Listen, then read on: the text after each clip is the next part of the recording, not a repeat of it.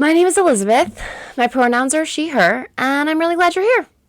I read I'm not sure if it's short enough to be called a short story, but definitely more like, a novella. It was a quick read, and it was called A Sincere Warning About the Entity in Your Home. And it was written by Jason Arnopp. And it was really neat. So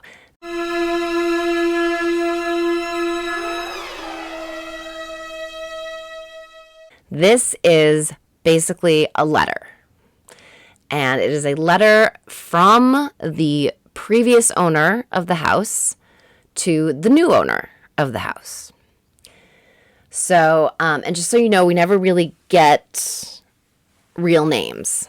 The letter is signed John Smith.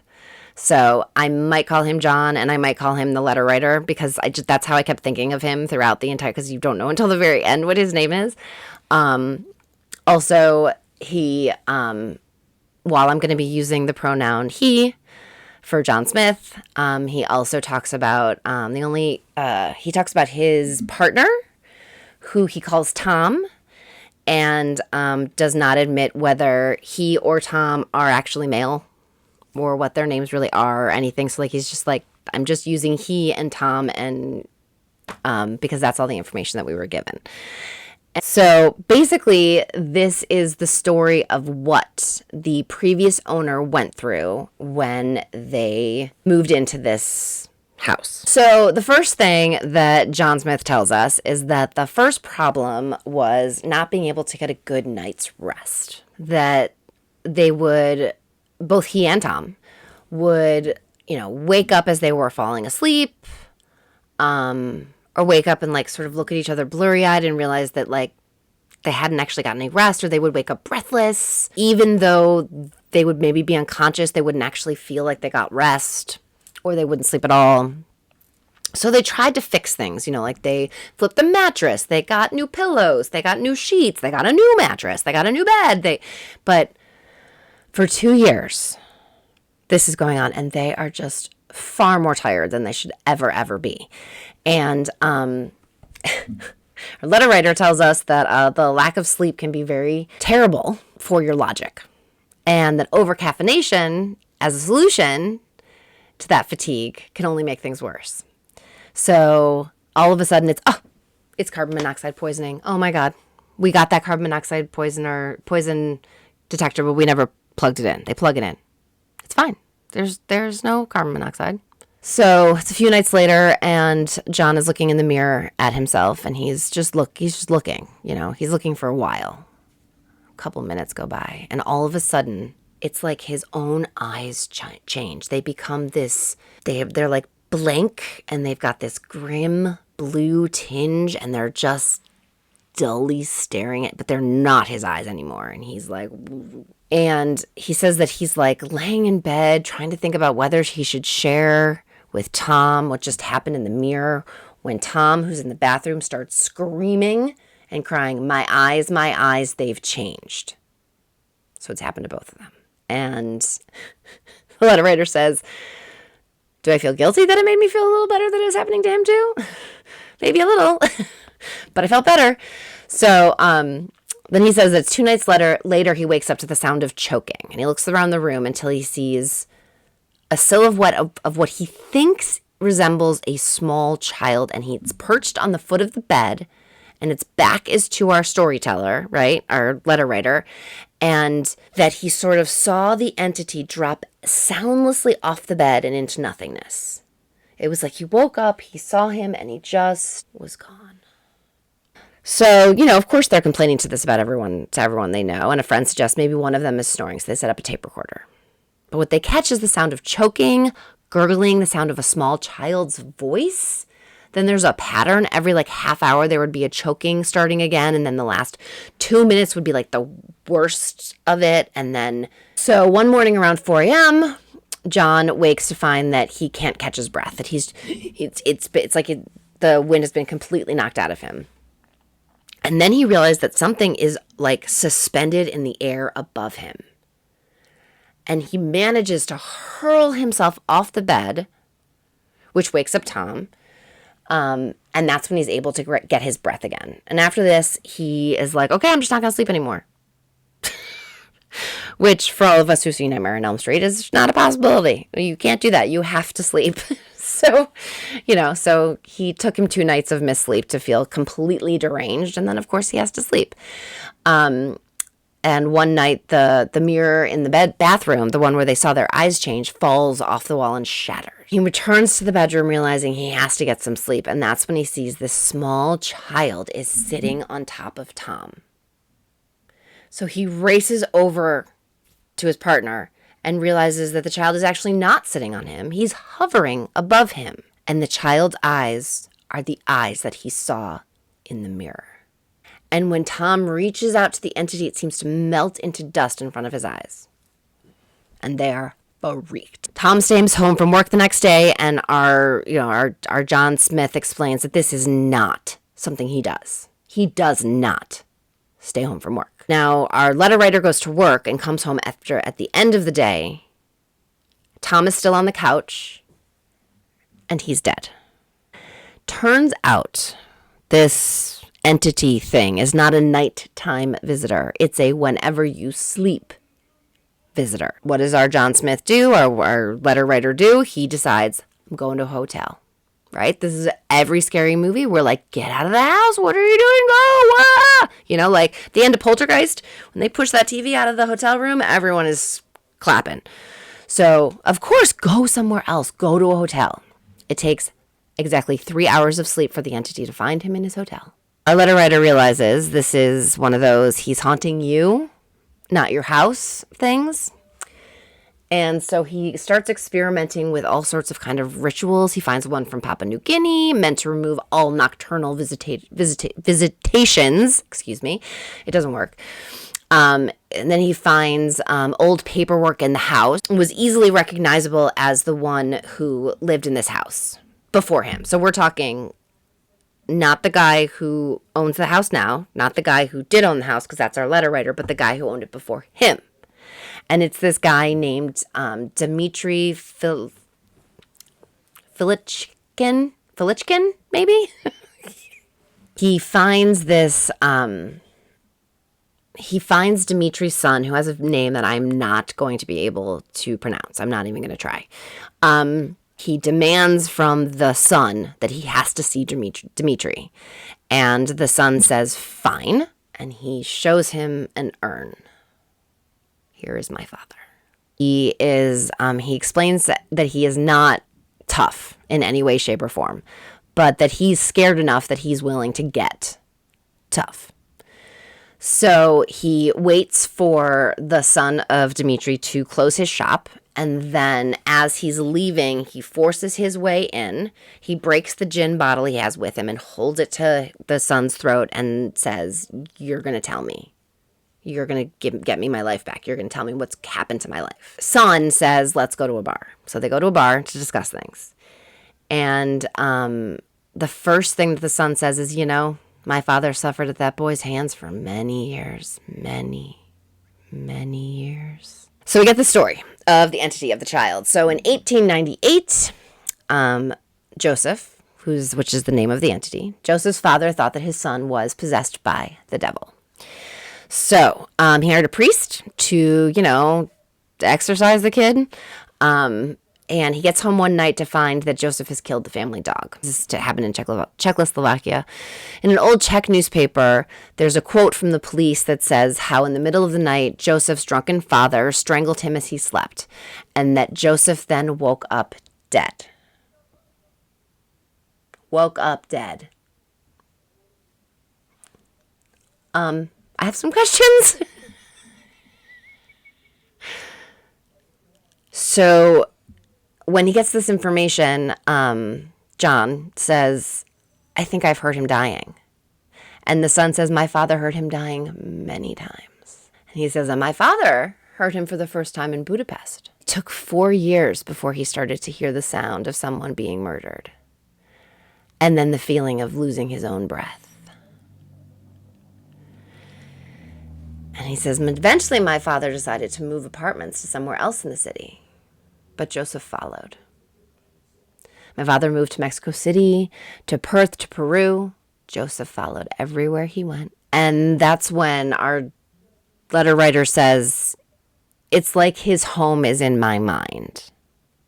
And the son says, it's not your thoughts he's linked to, which is very, very important. He says, he will remain where you last slept. If you go somewhere new, he will come to you only when you sleep again. The son then says, Joseph fathered my father to the home that is now yours. That was the last place. And after that, my father broke free. And of course, how did he free himself? How did he free himself? And the son says, I'm sorry, it's impossible. I must protect my family. If you become free of Joseph, what's to say that he won't come back to my bloodline? And, I can't risk my family. And, and of course, tell me, you have to tell me. And the son is like, what are you going to do? Smash another bottle? Like... You're clearly not as tough as you think you are. He's got him now. Our letter writer starts to think, okay, so if he's not going to tell me how I got rid of him, let me see if I can't glean some other information out of him. So he says, how did your father die? And the response that he gives him is, in the end, they would not take. So it is not your mind that he is attached to. And in the end, they would not take. These are the two most important pieces of information he gets from the son. He leaves, tries to figure out what in the world this could possibly mean. And he starts thinking, back in 1898 in Czechoslovakia, that was like some major superstition was going on. And it wouldn't take much for like a paranoid, God-fearing, drunk man to think that his troublesome son is actually in league with Satan. So, the poor kid probably didn't even kill the dog. Wait a minute. Maybe Joseph needs saving. Maybe if I can save Joseph or talk to him or get him through it or whatever, he'll leave me alone because he's really just trying to get revenge on his father. And if I can explain to him that I'm not his father, so he's got this plan to help this kid out. This, you know what, I need to go home. So he leaves the hotel and he goes home. And on his way, he purchases a Ouija board. And those of us who have read scary books and seen scary movies know that you shouldn't get a Ouija board. But whatever. So he lights candles up and he takes the Ouija board out and he says he feels no shame for attempting this. And, he was just... his world was so, what does he say, grotesquely distorted that a seance by himself made perfect sense.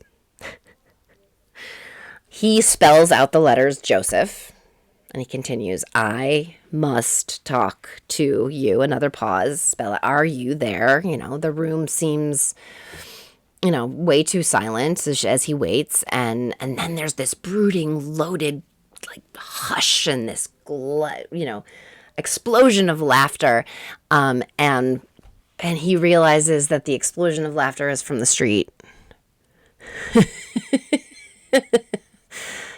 And so he just sort of sits there for a while, just waiting. And then all of a sudden, his hands are moving on the marker. And he explains this is very odd because, the marker isn't the planchette, the little thing on that you use to guide around the Ouija board, is moving, but he's not moving it, right? And it feels really strange. And so the marker stops over the word yes, and it spells out A. It spells out I. A-M-H-E-R-E. H-A. H-A. H-A. H-A. I am here. Ha, ha, ha, ha, ha. And John is feeling not good about this anymore. He's not feeling like maybe this boy might need saving. Because now it starts to spell out T-O-M. And he spells out, Tom is here in lungs of hell. And at that point, the marker just goes back and forth between the H and the A over and over and over and over and over and over and over until John snatches up the board and the planchette, hurls it against the wall, and it shatters. The marker shatters. He just starts smashing everything within arm's reach. The sofa that he's sitting on is the one that Tom died on, and he flips it over, and he just wants so badly to kill this little bastard. And his father took care of that in 1898. And so how do you kill something that's already dead and it's been dead for so many decades? And he starts to think, oh my God, I start to sympathize with him. What am I thinking? So the next few nights, he would sleep through the night, but he would wake up feeling absolutely awful. So he manages to get himself into a taxi and Mumble Hospital. And when he gets there, they discover that he's suffering from an unhealthily low amount of oxygen in his system, which is not surprising considering what Joseph is doing is stealing his breath. So at this point, our letter writer is in a wheelchair, because he's in the hospital, and he gets sort of parked somewhere so that the orderly can get the paperwork that he needs to figure out where he needs to go and he's parked in front of something that says transplants, and things start to click in his mind. The son said the father died because they didn't take. He also said he's not connected to your thoughts. That's it. Joseph's connected to our lungs. And the letter writer got brand new lungs.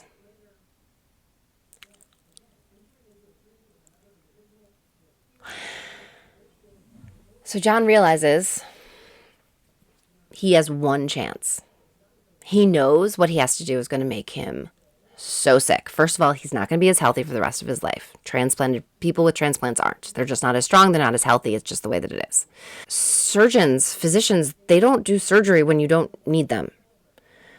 But he knows some people and he has a lot of money saved. And between the money and the people he knows, he's able to arrange to have both of his lungs replaced with transplants. But as he's being put under, he realizes that the anesthesia is just another form of sleeping. So he demands that they do the surgery on him while he's awake. Oh my God. They twilight him, they give him the numbing and they twilight, but they keep him awake for what he calls the most harrowing experience of his life. But the surgery works. And Joseph is no longer attached to him. So the letter writer says, look, don't move. He'll just follow you. He will find you wherever it is that you sleep. Don't resist. I know that sounds counterintuitive, but depriving Joseph of the oxygen that he needs from you will only upset him, which makes it harder on you. The only advice that I can give you is to get a tank of pure oxygen. Use it at regular intervals, both day and night. When you wake up in the morning, take a breath for every hour that you have slept. Then he says, I didn't know what to do with my old lungs. I buried them in the house. Here's where they are. I won't be offended if you unbury them and throw them away. It's just I didn't know what to do with them, and that's what I did.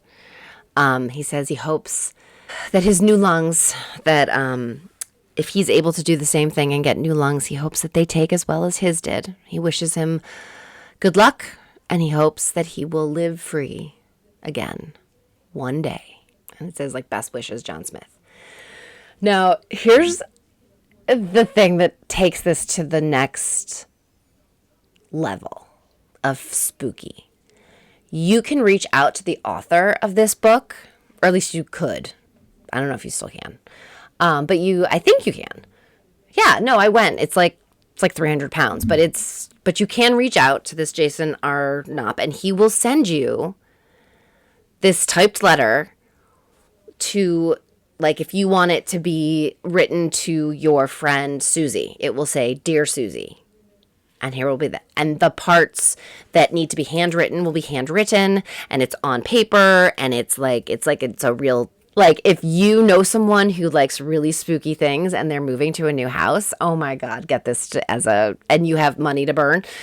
What a cool gift to get. Like, the person who was just living in your house used to be possessed. Here you go.